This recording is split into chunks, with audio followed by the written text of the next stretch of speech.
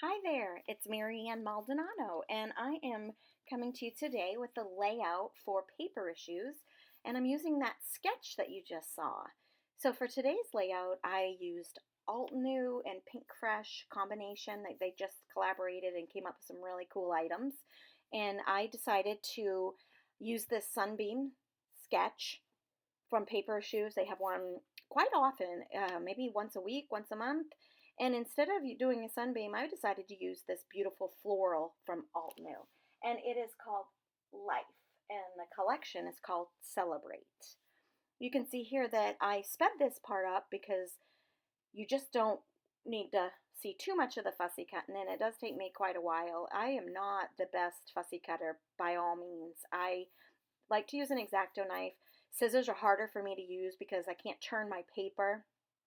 I have to turn my scissors, and I know it's best that you turn your paper, not your scissors. So a lot of times I use an X-Acto knife to make it a little bit quicker and a little bit easier for me, but when you put a little bit too much tension on a nice thick quality paper like this, you slice without meaning to and cut off some of the beautifulness of the paper. But I was able to reconnect some of the leaves that I did accidentally slice off, and you probably won't even notice that. So I think we're coming to an end of the fussy cutting, which I'm sure you're happy about. And I don't know why I didn't remove that cord that I kept nudging out of the way, but it stayed there throughout the whole video. So anyway, so I sliced that paper because that is going to be the edge side of my on the left side of my layout, if you will. And it's going to be the replacement of the sunbeam. And so it's actually kind of a cool idea. I saw that paper and saw the sketch and wanted to give it a try. So let's see how it looks on a piece of white cardstock. I place it over to the left side, bring it down to where it needs to be, and I think it's fabulous. And if you know me at all, if you've watched any of the live videos over at Paper Issues or Queen & Company, I certainly love to use foam tape. Foam tape, dimension is life. I absolutely love it. I think it adds a lot to your projects without, costing you too much. I do try to use some stamp guts or whatever that are left over for build up as well. But foam tape is my go-to, and I do buy this at Staples. That big fat roll that you saw, it looks the size of a dinner plate actually, and I get it there at Staples, and it's much cheaper that way. So I just place that down on the left side of my paper.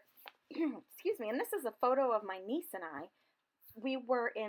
I was in Kansas City, and we went and had A&W root beer floats. It was kind of cool. It was a special treat for us, and we were both not, starting March 1st, we're not going to have soda for the entire month, and we both did it.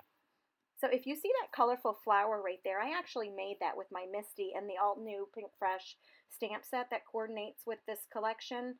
The colors I chose did not work, and I believe I spent a half an hour or so on my live video at Paper Issues creating that and showing how to use the layered stamp set, and it just didn't work. So I cut that part out of this video, but you still see it laying there, and it would be a beautiful card, but it didn't match anything that I was creating on my layout. So you can see here I'm trying to move that stupid cord again, but I'm picking through the ephemera, trying to decide how I want to embellish. I believe that the cutout floral over to the left is probably all it really needed, but it needed to have a title because that's what the sketch did. And I like to flip sketches sometimes, and I try to build my own inspiration off of them, but sometimes I like to stick right to it. But you all have seen these foam titles. They've been around quite a bit.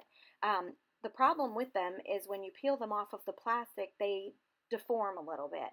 But that's also a bonus because you can position it and curve it and make it move in the direction or the place that you want it to. So I really enjoy using foam, but again, you need to be careful on picking it off the plastic because it does move. Here I'm trying to find a place for that happy. So it says Happy Together is my actual title. Oh, that's an old crock that I have and old test tubes. And I filled them with colored sequins. So there's only sequins in these test tubes. And as you see, I've got many different colors. I had to have them all when they were current and popular. So I decided to use some black on here. I did try the method of randomly dropping them, seeing if they would place down sporadically and look good. I've seen people try that. It did not work for me, so I swiped them off my page and just placed them where I wanted to place them. And I see here too that the bottom of my layout is cut off a little bit, so you're not seeing some of it, and I apologize for that. But I do add them quite a bit around the layouts, again, sporadically. I wanted to add some more black because my title was black.